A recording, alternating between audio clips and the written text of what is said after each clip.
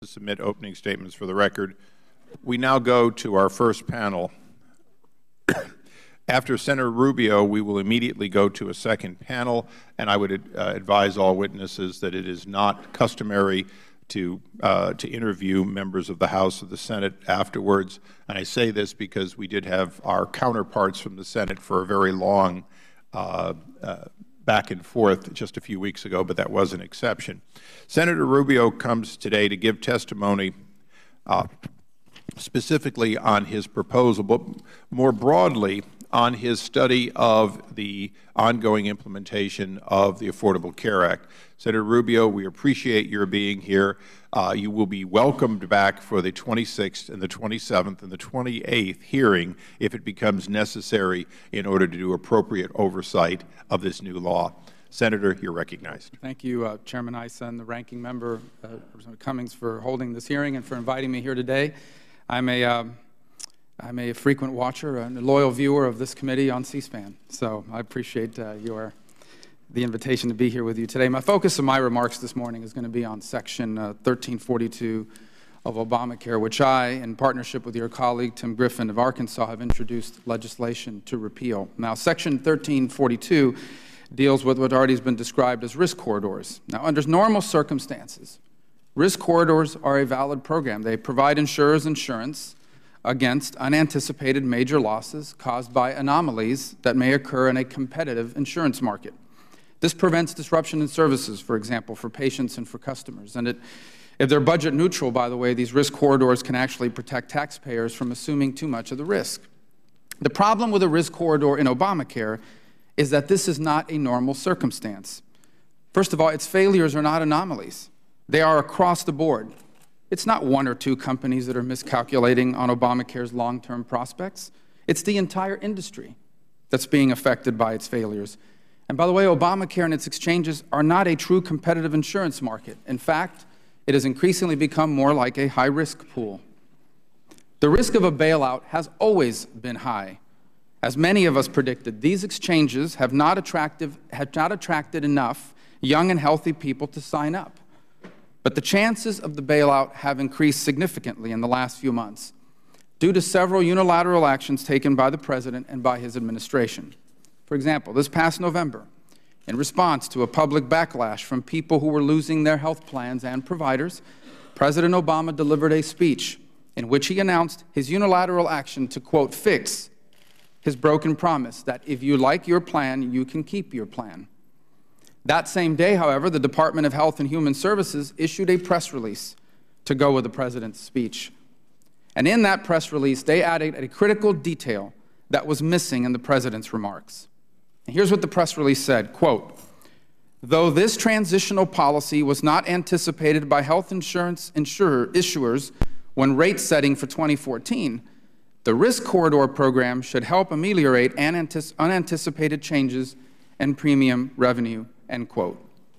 Now, what this means is pretty straightforward. The rates being charged by the insurance companies and the exchanges were based on a certain number of young and healthy people signing up. But because that isn't happening, companies in the exchange will not be able to offset the costs of insuring older and less healthy individuals. And as a result, the risk corridor will be needed to bail out the companies for their losses. Now, the administration and the law's supporters deny that this is where we're headed, but the proof already exists that a bailout will be required. For example, earlier this year, health insurance companies had to file their key disclosure documents with the Securities and Exchange Commission. In it, they had to explain to their shareholders what Obamacare will mean for their bottom line in the coming year. And here's what it said. It will mean losses. That's why, based on these filings, the credit rating agency Moody's has downgraded the outlook for American health insurers to negative status. So health insurers are leveling with their shareholders about how Obamacare's failures will affect their bottom lines, and credit rating agencies are leveling with investors about how Obamacare's failures affect the health insurance industry. Now it's time for the President, for Secretary Sebelius, and for Obamacare supporters to level with taxpayers about the fact that their hard-earned tax dollars will soon be needed to bail out the Obamacare exchanges. The supporters of Obamacare have defended the risk corridors by citing how it has worked for Medicare Part D. But these are two fundamentally different programs. Medicare Part D deals with defined, a limited and a predictable population of seniors. Insurers knew who was going to sign up, and they had a pretty good idea how much they were going to cost to insure, and so they could price for it accordingly. But Obamacare exchanges deal with an open-ended, broad, and unpredictable group of enrollees. No one knew who was going to sign up, how many would sign up, and how much they would cost. But what they're now finding out is that the pool of enrollees that is signing up is smaller, older, and unfortunately sicker than what they had priced for. And soon they will be coming to Washington for their bailout to cover their losses as a result. Now, the law has a host of other problems. For example, as the chairman has already pointed out, just yesterday, the Congressional Budget Office found that Obamacare will cost millions of Americans their jobs, and it will add trillions in additional deficits. That, by the way, is why a growing number of Americans have come to realize that this law has so many flaws that it cannot be fixed. Now, I respect the fact that there are some who still hold out hope that Obamacare will work, just like there were some in Denver this Sunday still holding out hope that the Broncos could come back and win in the fourth quarter.